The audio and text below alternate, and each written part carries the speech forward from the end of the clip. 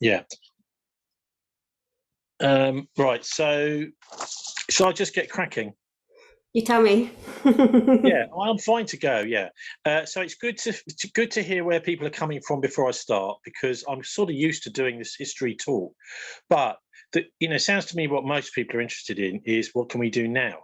I think most of us know, and I'll briefly run through it, a bit of the history, because basically the reason I decided to get involved in direct action, because I realised, I suppose, in my 30s that this is a war.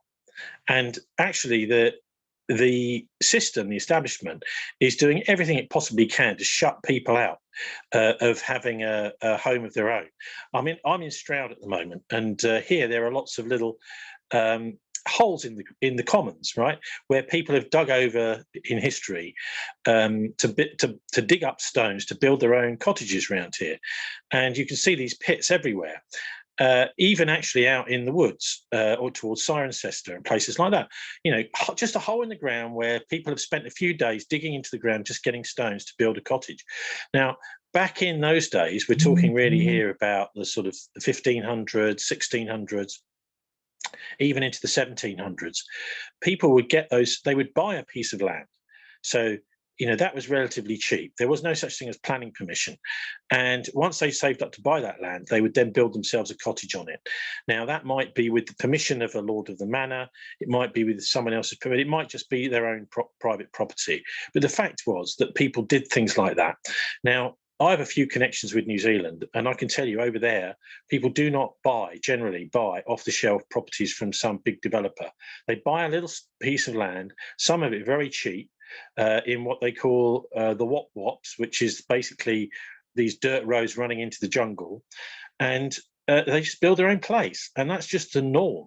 Whereas in the UK, what's happened is the war has left us in a situation where we cannot do that.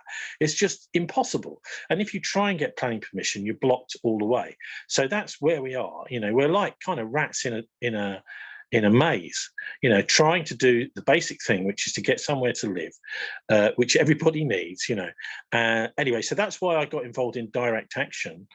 I was in Oxford at the time, and got friendly with George Monbiot. This is back in 1995, 96.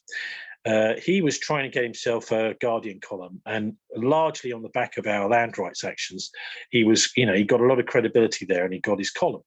And what we did was we identified sites from campaigners around the country, mostly in the south, because most of our people and supporters were in the south, and we just occupied them. We're basically sticking two fingers up at the land developer, whoever it was that owned the land. A lot of the time, of course, these pieces of property, slices of land, were just sitting there like money in the bank, because the speculators buy property, buy whatever, 14, 15 acres, whatever was on it, they demolish it, and then they just leave it for a decade or something as it accumulates value, what they call land banking. And when we did for example, I can run through some of the actions that we did. But for example, when we were in Wandsworth, we took over a big piece of land next to Wandsworth Bridge, which there was a lovely guy called Kirk who lived in one of the local tower blocks, who'd been campaigning against this supermarket that they were going to build on there. And it was just one guy. It was almost like a David and Goliath struggle. But we saw this and we thought, this is great. Let's just go and get behind him, And so we brought 3 or 4 coach loads of people on a magical mystery tour, all ending up synchronized. The coaches synchronized to arrive at the gate just after the place had been opened up by another crew, and something like 300 people piled in, and we took over the place for, as it ended up, 6 months. But I can always remember being down there when a policeman came past. He walked in and he said, I drive past this place every day on my way to work and on my way home. And every time I go past it, I look at it and I think, what a criminal waste. And of course it is. And that's because capitalism is basically in a kind of manic terminal phase where, the people with the money have got so much power that they can just buy up various of our, infrastructure, that is to say, big pieces of land, and use it for their own personal speculation, land property speculation. like the casino. And so we as people are being increasingly shut out of, I don't think personally that anybody should have to pay a penny for the land that they live on, whether it's through rent or anything else. And this, as many people have said, the earth is a free gift to mankind. What are we doing paying somebody else just to be? So there's my sort of, in a nutshell, of why I do and did what I do. So I think that the war requires the steely mentality to go and do direct action, to go and squat a piece of land, take it over, occupy it, and say, actually, as we used to say, the land is ours. So, and get the message out to people that we can and we should do this sort of thing, because it's simply not acceptable for, what's happening now, as you just touched on yourself, people having rent increases at a time when fuel prices are going up. Basically, we're caught in a financial trap, in a financial cage, and people are just had enough of it. So once we can get this wonderful land back, one of the figures I quote quite a lot is 60 million acres in Britain and 60 million people. So where's my acre? This is basic stuff, but we have been shut out by the establishment, and the establishment mainly, I would say, is the city. So we're not necessarily talking about the feudal system, because I think a lot of the feudal dukes, etc., some of them are actually quite decent people, and they allow people to walk on them, particularly around here where I am in Gloucestershire today. They allow people to walk on their land with no problem at all. It's a great access, for example, to the Bathurst estates around here. They just say, well, just be careful, and after twilight we'd rather you didn't. But there's no restrictions from them. So the problem really is the merchant classes, not, I think, the feudal classes. At least that's my experience. And a lot of this goes back to the English Civil War, which was as everyone knows about enclosure, the privatisation of land.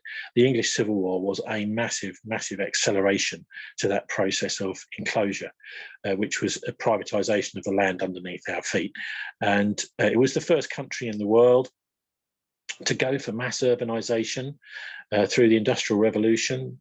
Britain was, England was specifically, and the Civil War speeded that forward, because it enabled the powerful, wealthy merchant classes to get a grip on the land, to start elbowing out the feudal classes, and to say, well, actually, this is just a factory floor we've got here. So I think the Civil War is very important to understand the history of that, and actually the justice of Charles I's cause against Cromwell. A lot of people, for example, the Stop the War people, I noticed the other day, are big fans of Oliver Cromwell. Well, hang on a minute. This guy was a military dictator. And in fact, he was so bad that the whole country decided 10 years after the Civil War to bring the king back, because he'd been so awful as a military dictator running Britain. And also, of course, there's all the stuff he did in Ireland. So I think it's really important to understand the Civil War was a key in the acceleration of all this. This led to the Industrial Revolution, as I said, and effectively led to the British Empire, because the people were kicked off the land in enclosures and they were forced to work in factories producing, all the equipment that Britain needed to expand and, set sail around the world, to govern places, to take over places, with this massive pool of basically indentured labour, people that had no access to food except through, they couldn't grow their own anymore, except through working in one of these dark satanic mills. So that's it, I suppose, in a nutshell. As it comes to the Land is Ours campaign, we focused a lot on the history, and I think it's important to do that, to remind people of their history, because this is basically censored. It was certainly up until the Second World War censored history, what happened in the Civil War with the diggers and the levellers, and there were other groups too, but mainly them. And they were absolutely right in fixing on land, particularly the diggers, who called themselves the True Levellers, were focused on land as the main problem. So they set up shop on St George's Hill in Surrey, which is now a private Beverly Hills gated estate in Surrey, and they basically did what we did when we were occupying. They just they put up some houses, they started to grow crops on the commons.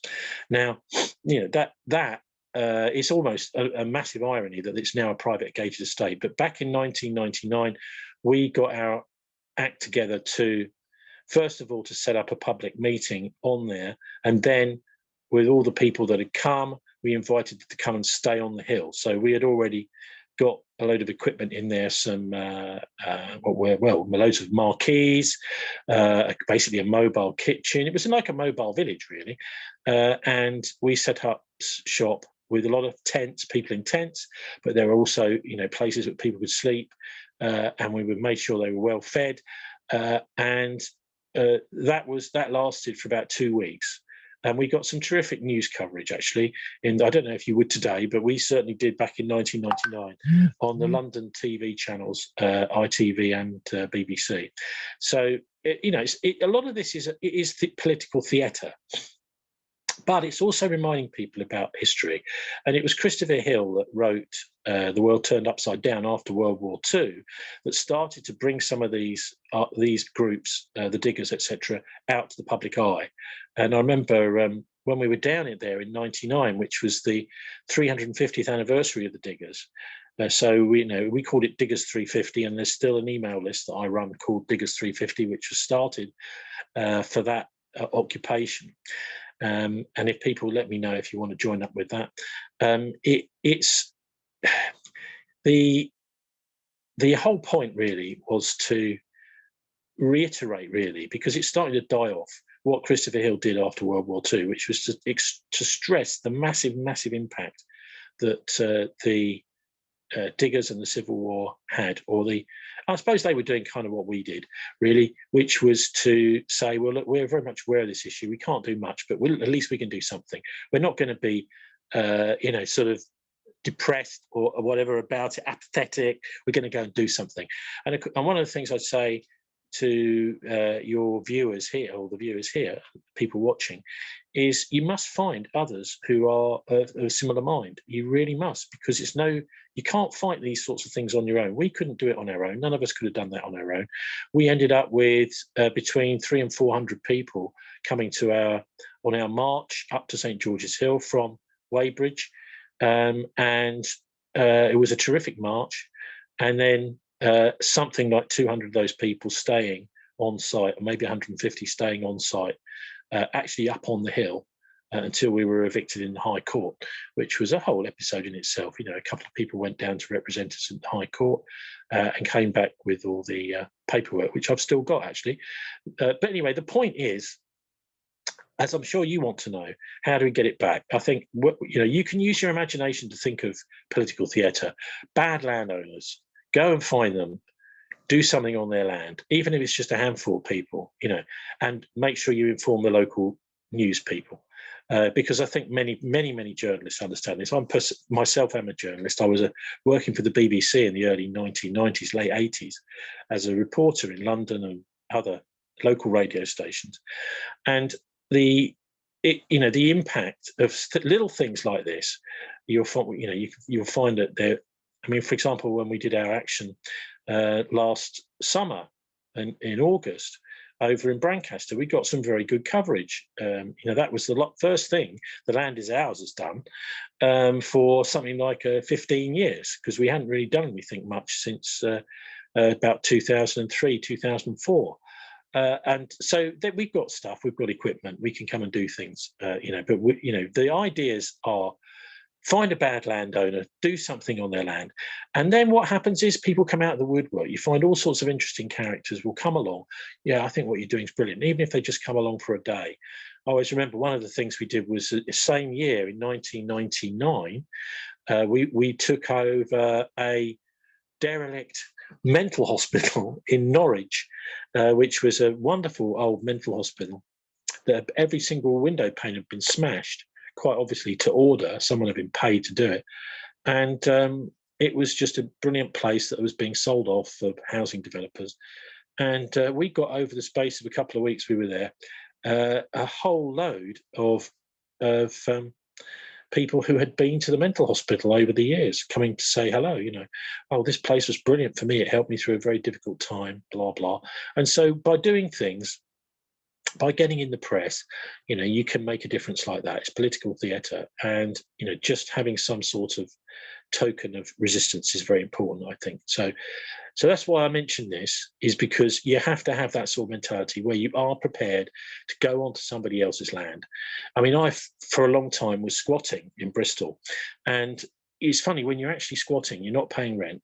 You're in somebody's house, which is they're not using, or they haven't used for a long time. We were in a housing association place mostly. I mean, I went to 4 or 5 different squats there, but you get this amazing feeling of liberation where I can't be anywhere really. Is that what you're trying to tell me? When you're squatting, you feel like, well, actually no, I can be everywhere. Everywhere is mine. And it's a tremendously liberating feeling. So on to what do we do to get it back? Right, because this is the key thing. And actually what I've been talking about is all about the right mentality to do that. I think it's at the heart and the core of all social injustice, the land rights. This idea of private ownership of land which is tens of thousands, hundreds of thousands of acres. We're seeing things getting even worse now with industrial agriculture and big multinationals investing in land. So it used to be the big landowners, companies and individuals, and now it's things like hedge funds, and they are increasingly buying land. And you know what? They're backing, as I was seeing in Wales the other week, these hedge funds, investment funds, are backing companies which are buying land to offset carbon, right? So as this whole thing about zero carbon has come along, so the hedge funds are using it as an excuse to get control and ownership of more and more land, and they can pay for the land more than local farmers can pay. So that land is coming out of the ownership of local farmers and into the lap of the hedge funds. So this is an enormously pernicious thing, which I did circulate that report from Wales on the diggers list last week. So we have got to be aware that all of this zero carbon stuff might just simply be a Trojan horse. At least it's being, I'm not saying it's not a good idea. I'm saying it's been immediately picked up by the big multinationals and our enemy, which is these enormous capitalist slush funds, to take land away from ordinary people. We've also got an enormous amount of land in the hands of people who do own their own homes.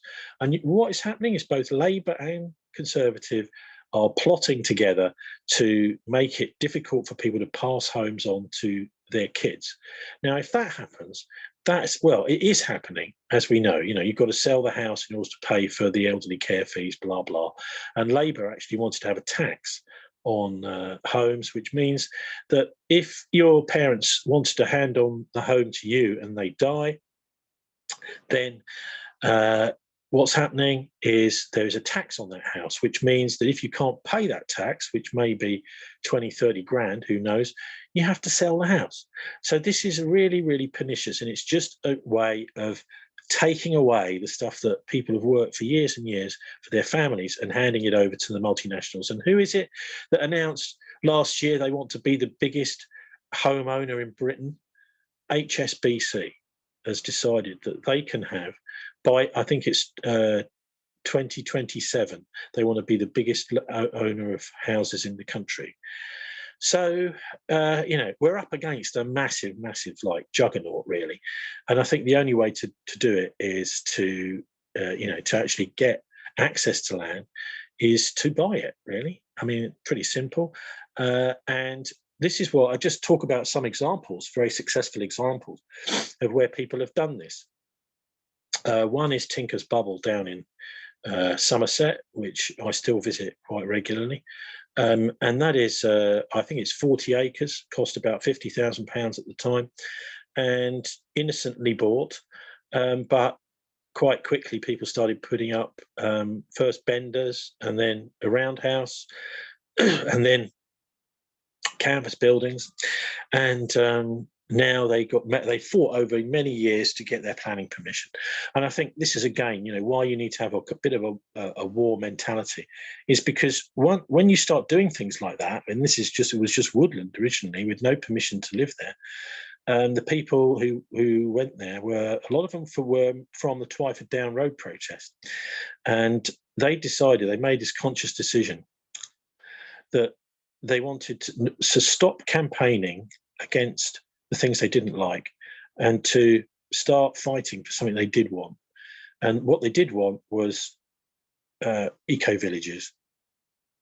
And that's why that, well, I don't know if they would call it an eco-village. It certainly looks like that if you visit it. Was set up. So they've got, gardens. They've got where they're growing food and all sorts. They've got mostly solar and wind power. I think it's only solar and wind actually, and it's it's a tremendous place. And so a lot of their income comes from timber, because there's a lot of Douglas fir on there. So you've got to think these things through. They've also got plenty of fresh spring water on there as well. The Tinker's Bubble actually was the well where the gypsies used to come. Well, mentioning gypsies, you can't not talk about Priti Patel's bill. There's an attempt right now to criminalise travellers, gypsies, which is just the most appalling thing. I mean, these people have been living as itinerants for thousands, tens of thousands, probably hundreds of thousands of years. Excuse me. And so they're trying to make them criminals. So basically what's happening is you will have to pay to be alive. If you want somewhere to live, you must pay money. And so one of the things I'm quite clear about is this land is there for everybody for free. It's a free gift, and nobody should pay a penny for it. A lot of people talk about land tax, don't they? Land value tax. Well, this is just a way of making people make money out of their land. Who's to say that that's going to go to a good cause, that tax? It maybe goes to troops, threatening Russia or NATO or something, God knows. But, to me, the idea of taxing land is just completely potty. Anyway, there's a lot of people argue for that, the Henry George Foundation, etc. But we had a talk by the Henry George Foundation when we went to Wisley Airfield just before we went to, that was 95. And the guy started talking from the Henry George Foundation. Within 5 minutes, there was no one left listening to him. They'd all just walked off. Found him very boring. But anyway, so that's Tinker's Bubble, bought, I think, around about the same time in 95 for 50 grand, 40 acres, mostly woodland. And obviously, you've got to do this thing in collaboration with others. Another example, which is a little bit more sort of, well, I suppose comfortable living. A couple of examples are co-housing. So here in Stroud, we have something called Spring Hill Co-housing, which is a fantastic project. David Michael spearheaded it, who's an architect.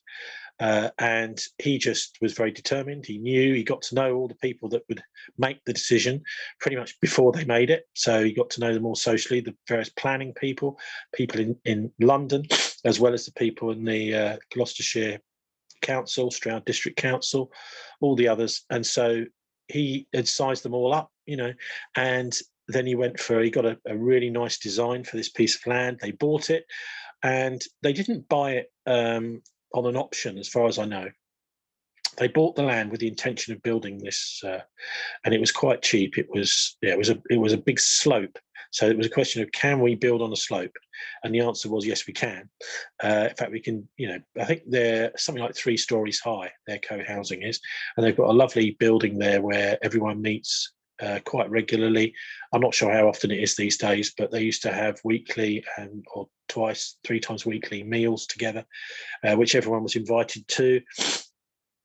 And obviously, one of the shocking things about that was that once it was built and people had bought their own flats there, well, they're really nice flats. They're fantastic. I mean, like 3 bedrooms. They're enormous rooms. David's quite, he's a bit of an idealist as an architect. He wants places to be really nice. And they were finding that they had already, literally, as they moved in, their house, their home on the open market had doubled its value. So, you know, they're paying something like 150, 200,000 pounds for a flat, which is then suddenly worth 400,000 if they wanted to sell it. So, you know, this to me, it makes financial sense, you know. So that's Spring Hill. That's been going for something like, gosh, must be nearly 20 years now, maybe 15. But it's just a really successful co-housing project. Another one is up in Lancaster. Again, all these groups started with one or two or three really determined, dedicated people who then gathered around them, a whole group. Now, you have to be very, very careful, and I'll tell you why. Because the Lancaster one, once they had actually bought the land for their project, because they managed to, you know, sort of get the finance together for it, and it was a, you know, pretty rough piece of land, you know, and it was, you know, there was a lot of the time, you know, you're making money because you're getting planning permission to build on somewhere that hadn't previously been built on, and that at least the value you're making. They realised that after about a year of going down the road of actually designing the place, now that is to say, deciding who's going to live where, etc., and how many places are going to be built, what's the layout going to be, etc., what's the local authorities going to. I mean, he was a councillor, by the way, the guy that did it on Lancaster Council, which helps. So, you know, he doesn't have to chat to them to persuade them; he's already on there. And so, you know, they found that there were people who joined their group who were being very troublesome. Now, they may have been idealistic in their own ways, but the initial two or three people made a very, very sensible decision to put a policy lock. They passed a policy lock motion through their group, so that the initial plan and the initial objectives of their co-housing project at Lancaster could not be changed. Right, so these people, after about 6 months of banging their head against a brick wall, left. And having spoken to the people at Lancaster, I got to know them quite well. They are absolutely convinced that if they hadn't done that, then the whole project would have been scuppered. And they're not sure whether these people arrived deliberately to scupper their project, or whether they were just egotistical and, you know, as some people in co-housing groups can be. Of course, you know, if you want to do things differently, you're bound maybe to be a little bit egotistical. Who knows? But they certainly believed that they had come there to really sink the project, and they didn't succeed because the people had not been so naive who set the thing up in the first place.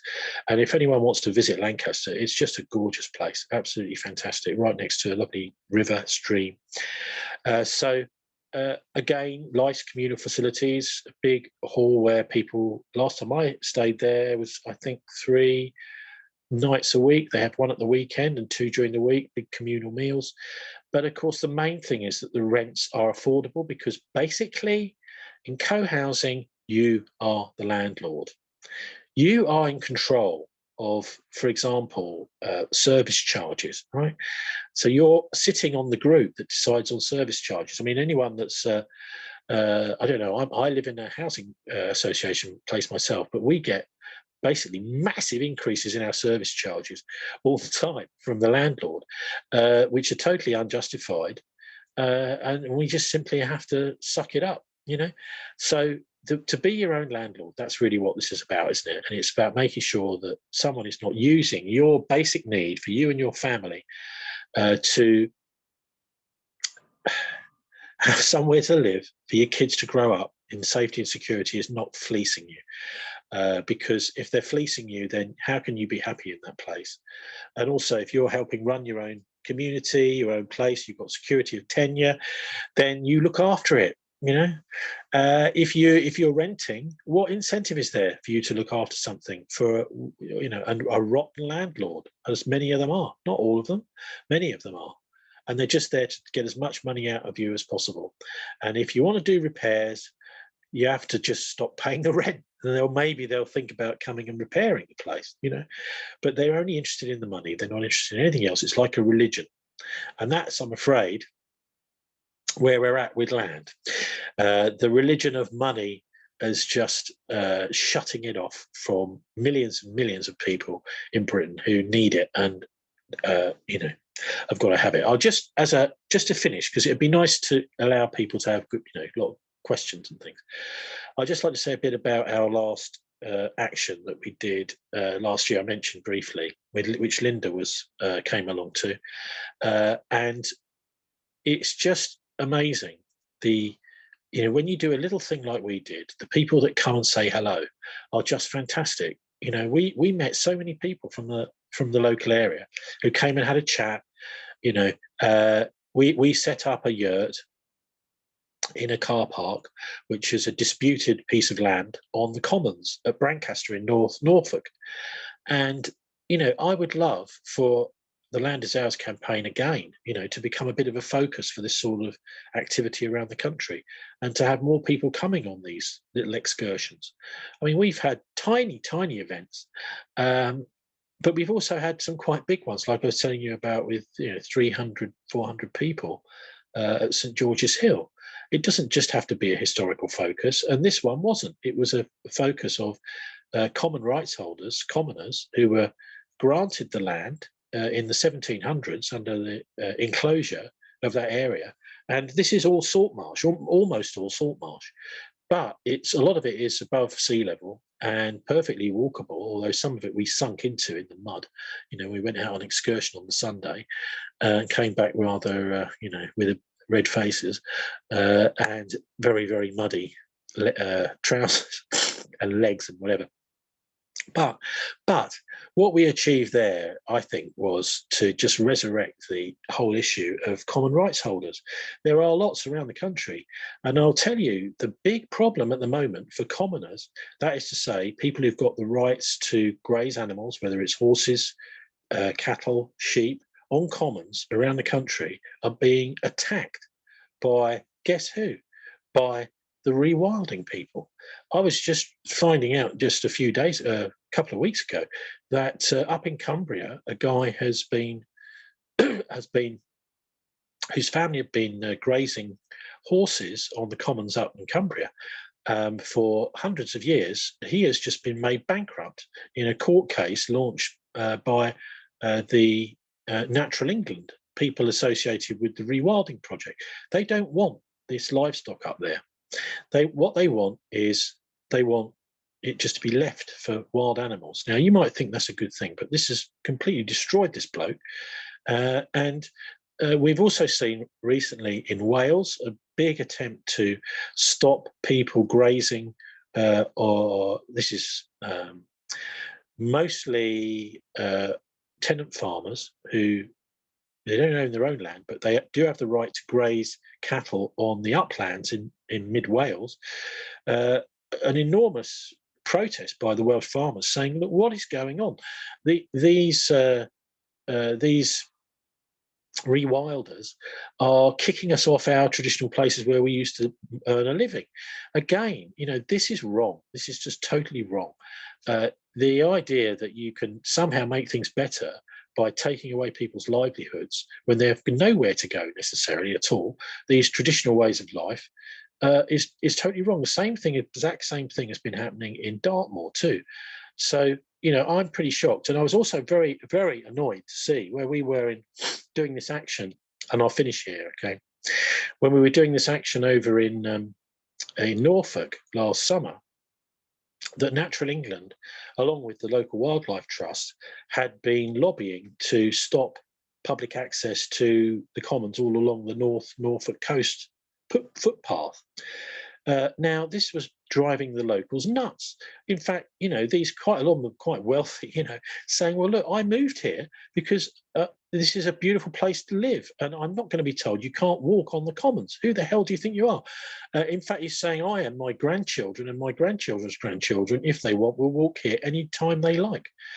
So there's a big attempt at the moment, I think, under cover of this rewilding project, to exclude people further from land. and anything to do with stopping people walking on land, cutting off footpaths, cutting off access to commons, access to public land of all sorts, is totally out of order.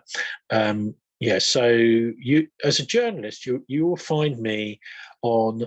Well, let's think. I did have a radio show in Bristol every week, a politics program, which I was booted off the airwaves at the time of COVID because I was seen to be a danger, because we were critiquing it. In fact, the very, very first program we did in February 2020, we were looking at the evidence that the COVID-19, I think it was called SARS-CoV-2, had been genetically engineered bioweapon. I mean, I'm not saying it was even now, but we were raising this. This was a study which was circulated by the Zero Hedge site, and it certainly looked legitimate to me. So we were discussing that straight away.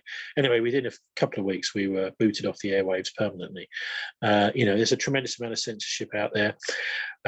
I've been booted off better and bigger networks than Bristol Community FM, for example, out of the BBC when I was working in Salisbury and looking into child sexual abuse in Salisbury.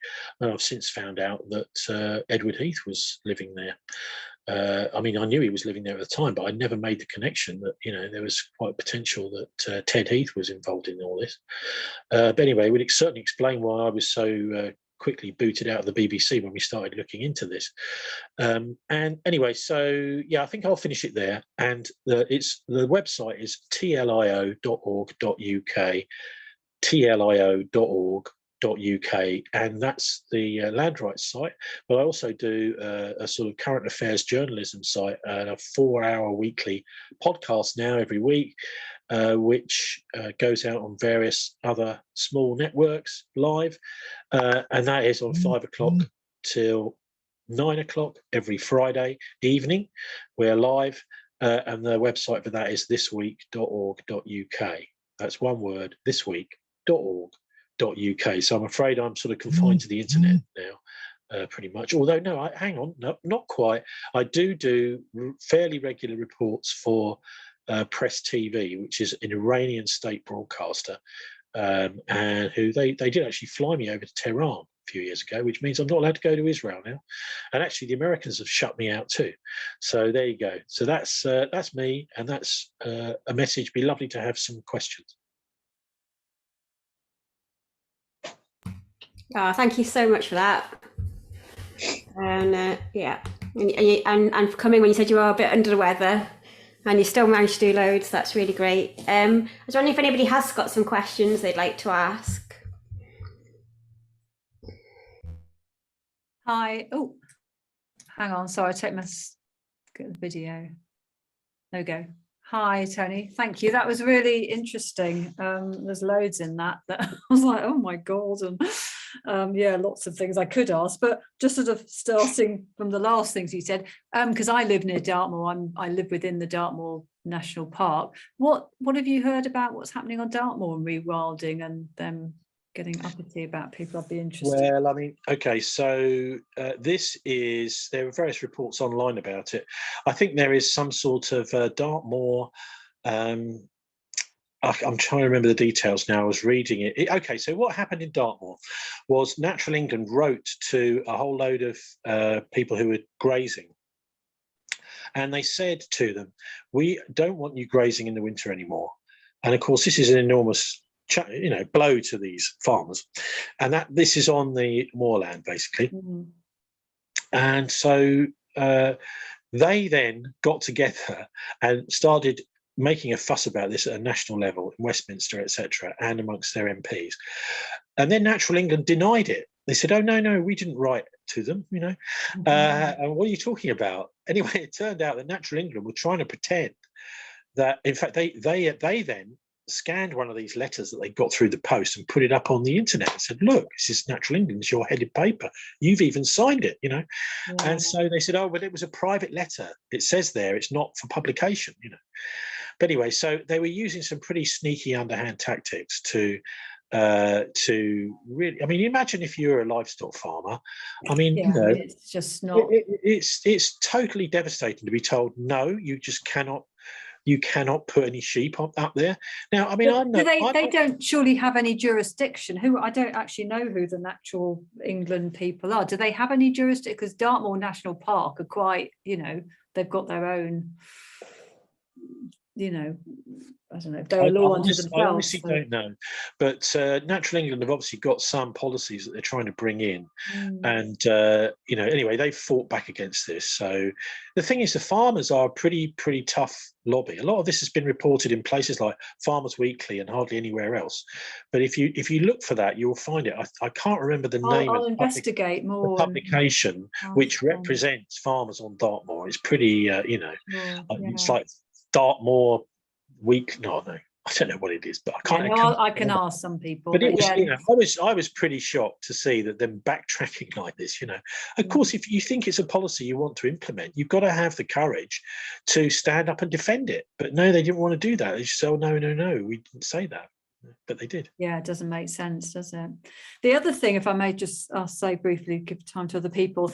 You were talking about the hedge funds and people, you know, with these conglomerates buying up, you know, for carbon offset. I mean, that's horrifying. And actually it makes sense now, because somebody who used to live down this way, South Devon, who now lives in Wales, I met her briefly in a shop, and she said, oh yeah, it's amazing, because she lives in some valley in Wales now. She said, oh, it's amazing how many people buying land in Wales have got offshore accounts. Now I'm thinking, oh, that's what all that's about. That is just shocking. I mean, it's absolutely crazy. Well, there's no proper, you know, national scrutiny of this at all by any of the national papers. You know, I mean, hang on, as a journalist, I'm pretty disgusted to see most journalists, I think most people with half a brain cell, are the state of journalism today. But this should be a discussion. It should be a national debate about this massive transfer of land. Who is it, by the way, who's buying up loads of farmland around the world? Oh, Bill Gates, our friend Bill Gates. You know, there is a definite move to take more and more land away from individuals, private individuals, and to put it into corporate hands. You know, so this means industrial agriculture. So, you know, industrialization, the factory floorization of it all. And, you know, we in Britain have got, I think, a very important role in all this, because we've got to, you know, because we did this thing of enclosure before anyone else, privatizing. If you go to France or Ireland, it's a completely different story. Ireland, by the way, turned the whole thing round in the 1880s because they had a horrific rack renting landlord system in Ireland, where the factors, that's the, you know, the estate managers for the absentee landowners in Ireland, the British, the English mainly, they were squeezing rent out of these poor farmers. And due to the balance of power at Westminster, the Irish had MPs in those days, and they managed to do a bargain, a deal, where they got government loans for the poor Irish peasants to buy their own properties they were peasants on, and to build a house on it. And after they got that loan, the repayments on the loan were far less than the old rents had been, you know. So that's why you've got this amazing situation. If you ever go to Ireland, you find there's all these lovely sort of farmer types who've got the time to spend the day with you, sort of lean against a hedge or a gate and have a good old chat with you, because they're not rushed off their feet, desperate to make a living, because they own their own property now after the 1880s. And the same is true in France. Lots and lots of small owner occupiers. We in England and Britain generally have been absolutely maniacal on taking this land off people. Yeah, it's shocking. Yeah, it's anyway. Thank you very much.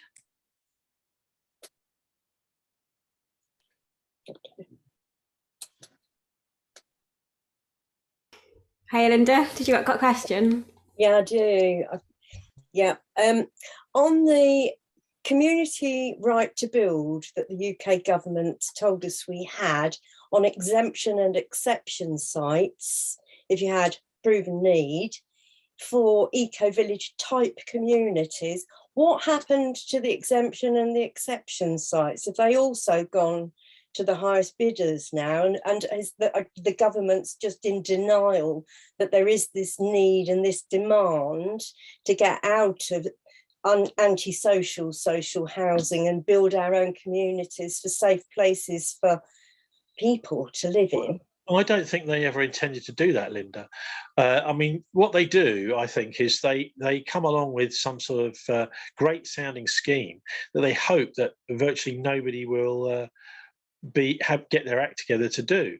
Now, in order to do these things, like I said, you've really got to get together a whole team of people who are experts in the various areas to do with construction, to do with planning, and to do with public relations, to do with lobbying, whining and dining the people that you need to convince in order to get one of these schemes off the ground. And that's what they did at Spring Hill and in Lancaster. So in order to do something like that, you really do have to get a pretty good team behind you. But certainly they're never going to just give you the land. No chance. No, they put 24 million out, didn't they, in 2013? I went to the Getting It Built event, which was co-housing, etc., Ely Cathedral in 2013. But the local authority had 2.4 million of that, and that's gone to precious little schemes. So it hasn't gone where it was supposed to go anyway. Yeah, so, I mean, I've seen a lot. We had a Bristol co-housing group as well, but they were very peculiar. I don't know what had happened to them, but their meetings were incredibly tedious, and they seemed to have completely lacked direction, and they were fighting over minutiae. So maybe they had been infiltrated. I don't know. Maybe it's just some of these groups. I mean, I think you've got to have a good understanding of group dynamics as well in order to see whether a group is going to function or not, and it's going to be able to do it. But you do have to, I think, to have that basic vision. This is what we want, and we're prepared to build the expertise. It's force multiplication. That's what they call it. If it's just one or two people, it's not going to work. You need to have a whole bunch who are all behind it. And so then what happens is if one person is knocked back, then someone else turns up and lobbies the same person. And if they're knocked back, someone else turns up until they find somebody that they'll listen to. There's all sorts of reasons why the people that you're lobbying, the planning people, etc. Obviously, the planning is a hell of a, obstacle course, but it's not impossible. There are people out there who do this for a living, and I do. I mean, the planners weren't the problem. The problem was the land.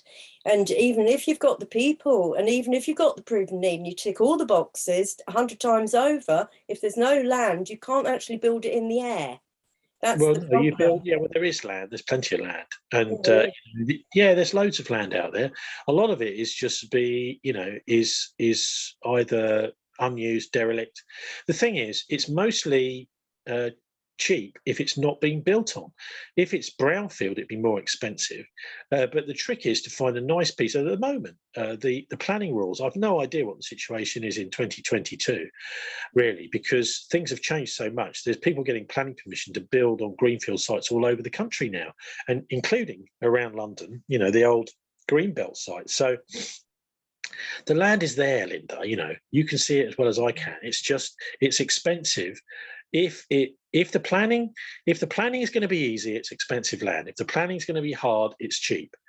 But there's definitely land out there, and you can't expect what you have to do in order to tick the boxes for these government schemes is to get your group together and come up with some, buy a piece of land and just tell them, right, this is it. We're doing it here. It's the buying that's the problem. So those that form the communities want to live in communities. A lot have proven needs, self-employed, no regular income. You can't afford regular rents, regular mortgages, or regular anything else's. So you form a community and you tick all the boxes, and you got the planners twinkle in the eye. They love the idea. But what you can't do, the exemption and the exception sites haven't been set aside. And if you can't get a bank account, you can't get any grant funds. You can't get the land with money, because that money was supposed to have been set aside and was set aside by the government based on the back of all the exemplars of sustainable design that have already set important planning precedent. Yeah, but you're talking about money, really. Love. You're talking about money, really. And if you've got a cohesive group of 30 or 50 people, you will have money. But some of those people will have the money. And even if they have to, sort of lend it or whatever, we can juggle things, and, you will buy the land. So I think, just saying that money is the reason why you can't buy the land, you just need to, have a bigger group. And that's what they did in Stroud and in Lancaster. Yeah. Well, maybe if we can have these more regularly, maybe like more bigger groups will come with more variety. Who knows? Yeah, okay, you're going to ask. Can I just jump in, Tony? You mentioned Bristol, because I used to live up in Bristol, and the Yard, which was a self-build project in Bristol. They did really well, and they had meetings for years. I did go to some of their meetings. Sorry, you're right. That's a very successful. It was very successful. Yeah. And they've got another, because I've been rummaging around looking at stuff for all this year so far, and they've got another, and I think the Yard lot are helping them, Bridge Farm self-build. It's a new project down that way. I think it's sort of nearby the Yard. These are self-build, you're right. But of course, that's another thing. But I just think co-housing is really more of a sound objective. So you can bring a lot more people in on a project than you can on a self-build, because most people don't actually want to build their own house themselves. Obviously, a lot of self-build is bringing contractors in to do this and that. But if you've got a professional builders building you a co-housing project, then you put your money in.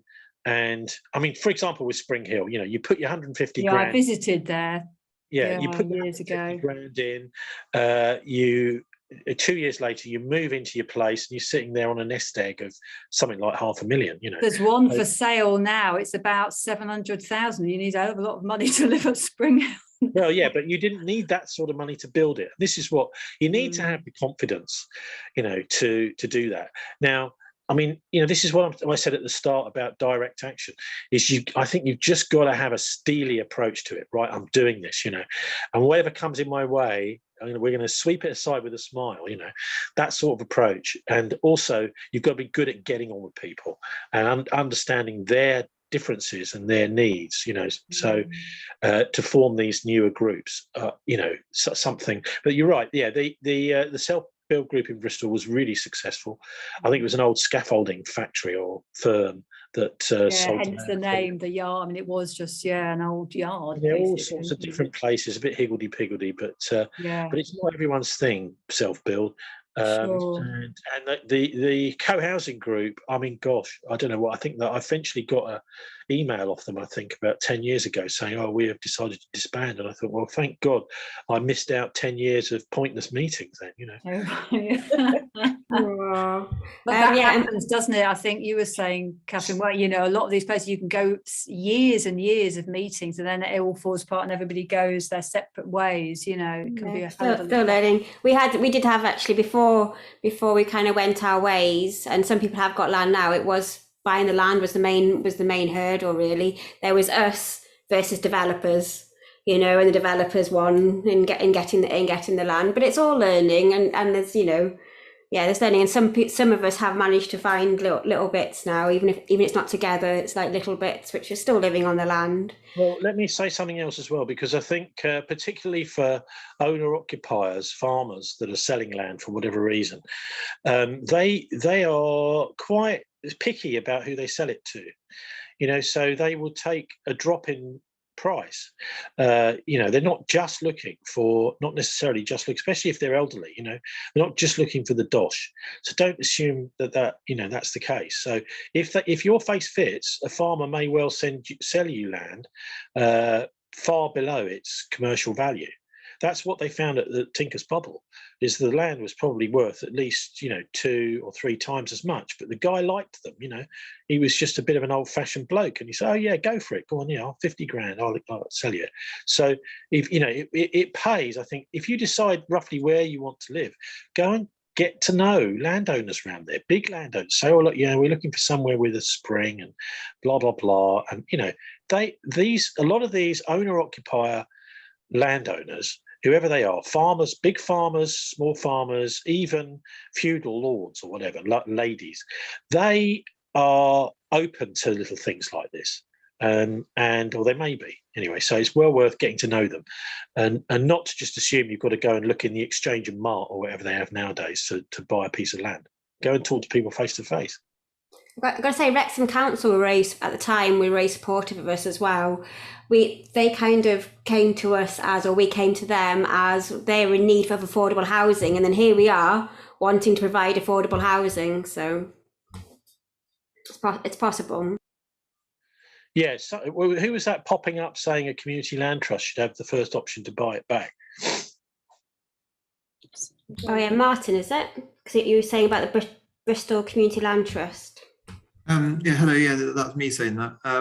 Well, it wasn't. I don't think it's related to Bristol Community Land Trust, but I guess thoughts I've had in the past is that if you have a community land trust or cooperative which has a development, that they should get the option to get the property back first of all. So and buying it back at some similar price to what it's sold for, or a price related to local wages. And then if you have a network of these CLTs and cooperatives, people who live in them can move around them at that price and not have to chase the commercial market. Essentially, that'd be the ideal situation. Yeah. Okay. So the housing co-ops I was talking about, the co-housing places, are set up on a totally different financial model to that. So the idea is more people will buy into a project and put their money behind it if they know that they will benefit from any increase in value. So it's just common sense. If you're saying that you have a financial stake in this, you personally have that, then people are going to be much more into it, and they're prepared to put more money into it. If they're told, well, this is going to be somewhere to live, but you're not going to be able to, it won't actually be, your investment in it, whatever it is, won't grow. Then less people are likely to invest in it. So I mean, it's just, it's different strokes for different folks. I mean, community land trust. I was actually on the community land trust board in Bristol when it first started, and I got booted off by this guy called Keith Cowling. On a completely, he was basically a bully who was, I don't want to get too much into this, but he was treating some of the board members, I thought in the board meetings as chair, in a really bad fashion. I had to say things like, well, look, hang on a minute. It's not her, decision. She's been to her board. She's asked them and they've said no, so stop having a go at her, because it's not her fault. Anyway, I found myself booted off the board of it. So that the community land trusts sound great, but there's some pretty I personally didn't get on with the way that Bristol Community Land Trust was run, and it's probably just as well because Bristol City Council were helping fund it at the time, and they don't like me as a local journalist that's quite critical of the council. So it kind of was, it was almost inevitable that something would happen. It's been very successful since. What we set up in the Bristol Community Land Trust has been brilliant. It's all sorts of projects now come to fruition and got lots of happy people living in there for like a decade or so now. Yeah, I have to say, Martin, that's sort of my, I was going towards the community land trust. I really, I think it's very amenable to councils and local authorities, and what you described would be my dream. That is, a set of cooperatives, community land trusts around the country with that collection, and at the same time, keeping the price. I know it's maybe less wanting to invest because you're not going to get double, but to have the similar price to keep it perpetually affordable would be lovely. So it's going back to seeing housing as somewhere to live rather than an investment. Indeed. Well, the community land trust acted as a blanket to ensure that the price values didn't go up. And this was what that whole thing was, because we first had council housing, which Gold sold off, and then we've got the housing association housing, which is just like any corporate body. And this was to ensure that those of us who wanted to could build our own houses under our community right to build and our community right to bid, or even our individual right to do so, if we had proven need, i.e. that what we're living in is causing poverty, fuel poverty, child poverty, etc. It doesn't, the system is failing us, and they keep cutting back on all of the benefits, etc. There's more proven need by more people now than there ever was before for this. And that ensured that you didn't sell off to make the profit. I mean, the co-housing groups have got a lovely way of doing things, apart from it's a standard profit on house. When people used to build villages like Great Ryborough, 29 the Station Road was originally, so the architectural historian said, the community hub. So they had a hatch out onto the main road where hot food was served to everybody building the houses together as a community. And that was hundreds of years ago. And it's basically the same now, isn't it? We could be doing it in theory. I think Wales is getting closer, but yeah, I'm starting, you know, there's talk of it in the local council, there's talk of it, but I think there's still some way to go. They probably need assistance, I think, with that. Oh, they're saying all councils are signed up to UN Agenda 21, 2030 and Common Purpose. Their real values are not aligned with ours. Oh, I have to look into that. Well, maybe, yeah. And look, I think the thing is, there is a reality of the property market out there, and people are quite recognise that they're putting a lot of investment into their homes, whether it's to buy it or build it or whatever, and that they want that house to be theirs. I mean, say in countries like Germany, this isn't the norm. Most people rent their properties, but it's perfectly legitimate to say that I want these bricks and mortar to be my personal property that I can then hand on to my kids, for example. We had many years ago, we had a system of land tenure. I mean, we haven't even touched on this, which is the idea of leasehold and freeholds, yeah. But it was the copyhold. So the copyhold was, in fact, looking at the open field system. This was the system before enclosure. What you see there is a completely different way of owning land and managing land. It was understood in that system that everybody needed land, and so even those that didn't have anything, there was land set aside for them, which was called the waste of the commons. You know, so there'd be kind of, you know, where they could go and stick their caravan, or they could build a little shack or something. And even the word dole, which many of us, you know, I don't know if it's used much nowadays, but certainly in my 20s and 30s when I was on the dole, I didn't realise this word actually came from a piece of land, which was, I think it was, I had to look right back in the Bodleian Library in Oxford when I was living in Oxford, to a dictionary from something like 15 or 1600 or something ridiculous, to see that the word dole originally meant a part or portion, most commonly of a meadow, where several persons have shares, right? So this idea that, you know, you're going to take a bit of money every week, well, no. You're given land instead, and it's going to be much more sustainable to do that than to force you into the financial system. So yeah, the open field system is really worth having a good look at. People don't know it. It's just as a really good model for sharing land, and it's basically, you know, much common land is worked on that system. So you had What did you call that system, Tony? Can you repeat that? Yeah, the open field system. And each village, and this, to be quite frank, this is the way that it naturally emerged from the days of yore, right? So we're talking about, you know, almost like the first people that stopped hunting and gathering and settled, decided that the land was best managed. And so that open field system is involved a lord of the manor, who was the sort of boss of the village. He would be a minor feudal lord of some sort, and he would above him have a couple of levels above him, and would have a duke who would be probably ruler of the county, who took their authority from the king. So that's the way it used to work. And you could be ordered around little bit by the Lord, right? Because you had to go and do so much a year, so many days work for him. You had to turn up and go and work for the Lord. But you had security of tenure, which is so crucially important. You had this thing called a copyhold, and that copyhold meant your home was you could never be evicted, and you could hand it down to your kids. So that's why it's copied to the descendants. And that copyhold went out, I think, in the early 1900s, late 1800s. But it's the traditional way of doing things. The land was generally managed on the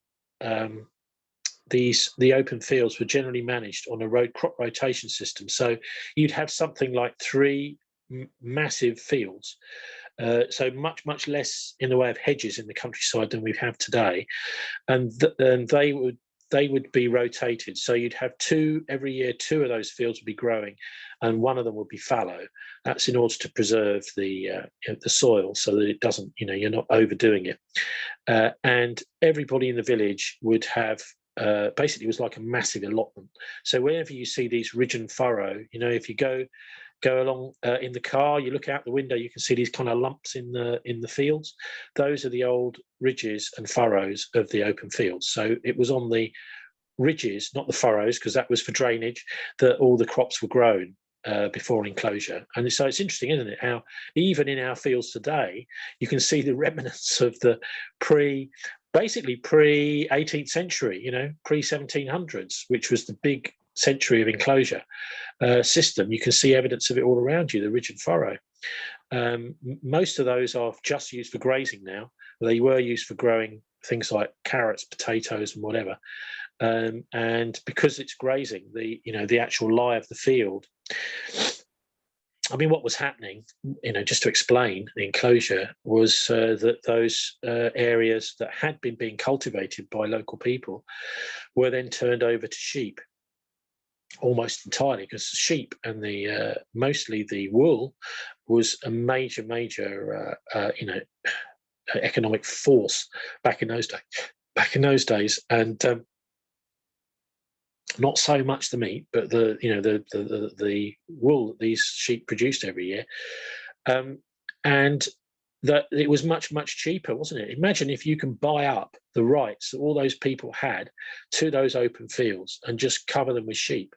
Well, suddenly you make loads of money, don't you? And this is what happened apparently, is a lot of these enclosures were forced by big, powerful local merchants who are often big farmers too, gambling in London and losing money and having to basically pay it back by making more money out of their farms. And so they could get an act of enclosure through Parliament to kick all those people out of their cottages that they'd had for countless generations, and leave them sort of to, I think the compensation they got was like a barrel of beer or something like that, in exchange.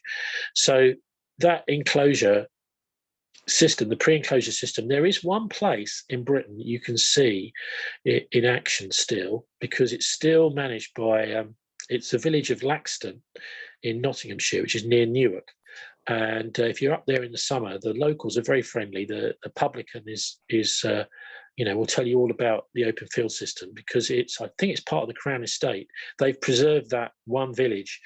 I think it's the only one left in the country as a village which still runs the open field system. So, someone somewhere has thought, well, this is worth preserving, even if it is just one little place. The other thing to say about all this is, and I hadn't even mentioned the Scottish crofters, because they have also a very, very good model of land management. There was a massive battle back in 1888, I think. It's called the Battle of the Braes in Skye, where a whole load of people were going to be evicted through enclosure. I mean, what happened is, the enclosures happened in England, but then we had the Highland clearances in the 1800s, much worse in many ways, because people were so far, that the cottages were so far from civilization that people could be burnt out of their homes. Some were burnt alive in their homes because they were elderly, they couldn't get out, whatever. So when these enclosure people came along, they just burnt the cottage and they didn't know there was someone upstairs or didn't care. There's a terrific book, I think it's by John Preble, called The Highland Clearances. But this all came to a head in 1888, and a whole bunch of police and bailiffs got the ferry over to Skye, and they were marching early in the morning over to evict these people. Anyway, on the way, out from behind rocks jumped loads of people. The women of Skye had got together because the men apparently were a bit flaky, and they said, "Oh, we've got to do what the laird says." The women decided no, and they got hold of these rocks and they lobbed them at the police, and they lobbed them at the bailiffs and drove them off. And it just so happened that there was some guy there, I don't know if he'd been tipped off or what, who was maybe he was even on holiday, I have no idea, but he wrote an article for the next day's Times newspaper, and I suppose they get it in those days. I don't know, would it have been telegraph or train or whatever down to London? Anyway, he wrote an article about all this, and it was called, I can't remember the title of the article, but anyway, it had a massive effect. Everyone who was reading the Times said, "This is absolutely appalling. What the hell's going on here? This is all happening out of sight, out of mind, a bit like the old triangular slave trade, isn't it? So if it's not happening on your doorstep, you don't know it's going on, and the media don't tell you." Anyway, so this was in the Times, and then there was a royal commission. They set up a royal commission into the grievances of the crofters. All the enclosures and the clearances stopped at the time, and they set up in law, they enshrined in law under the Crofting Act the previous system. So the previous system had been a very similar to what I was saying about the open field system, which is that you pass your croft down through the family. One thing now, if you visit a proper crofting area, you'll find there's a whole load of houses at the bottom of the valley. Those people who live there cannot sell their house. So in a way it goes with what my friend was saying just now about housing co-ops, or sorry, not housing co-ops,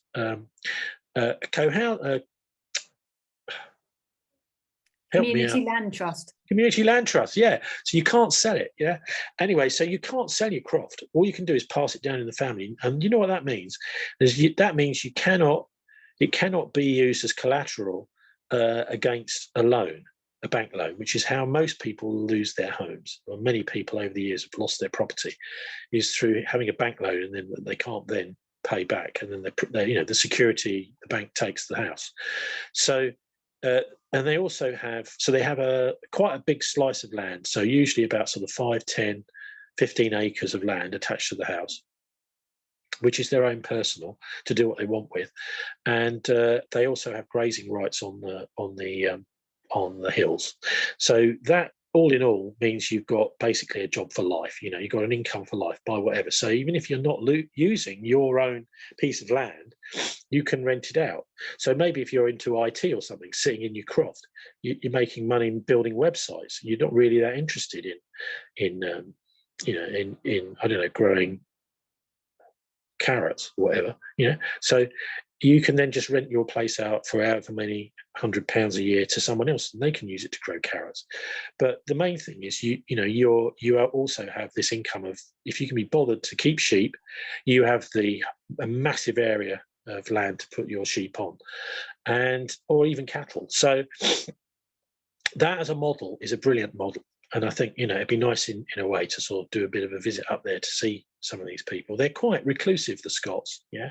They don't really like to brag about things. They're, shall we say, taciturn bunch, but they've got a fantastic model in the Crofting Act of how land should be managed and organised in order to get rid of this whole idea that you can lose it and some giant corporation comes along, buys it up, or, you're booted out and you have to sleep in a ditch.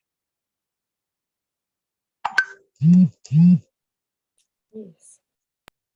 Well, and then Sammy asked a question: as living beings who have the right to live on this planet, why do we need permission given to build our own homes? There's many answers with that. I guess. Well, that's a good one, isn't it? Why don't we build a house? Come on, it's one of those things. It's actually not a complicated, difficult thing to do. Just build it. I actually went when I think this was when I was in Dartmoor years ago. I stopped to take a leak, jumped out the car, walked down the road, round a corner, and there was some sort of little, this was the last house ever built. It must have been some mad providence or something, but it was the last house ever built, apparently in Britain, that had been, because there was a law that if you could build the house and you could get smoke up the chimney before sunset, that you could have it. It was yours. And what a great idea. You know, we could just have a bit of a laugh and do that, you know, get some publicity around it.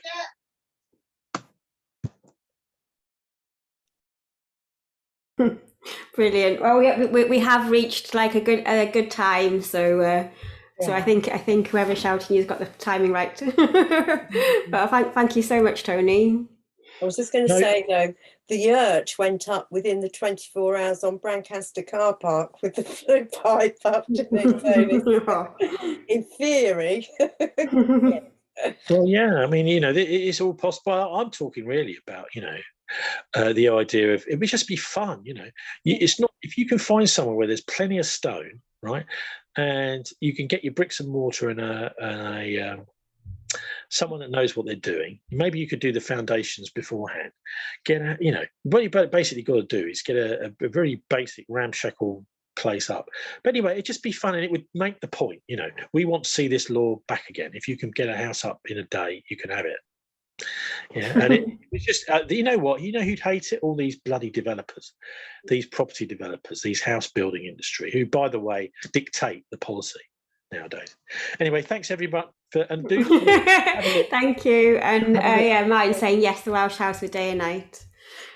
Have a look at the diggers list, and you'll find links to that up on the website tlio.org.uk, or you can email me tony@cultureshop.org.uk, and I'll add you to the list if you want to come. But anyway, thanks very much for inviting me to talk. Thank you.